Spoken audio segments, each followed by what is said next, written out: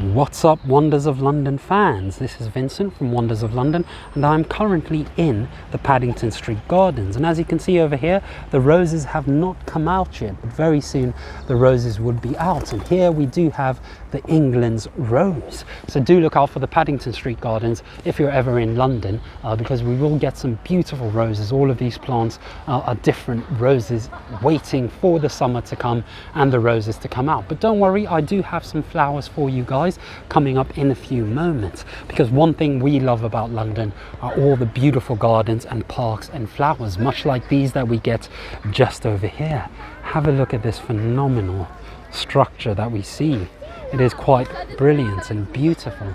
You've got such lovely tulips that are going out of season, of course, but I do love the tulips. What is your favorite flower? In any case, I hope you've enjoyed this short little video and look at the flowers of the Paddington Street Gardens. Do have a lovely morning, afternoon, evening, etc. wherever you are. Bye.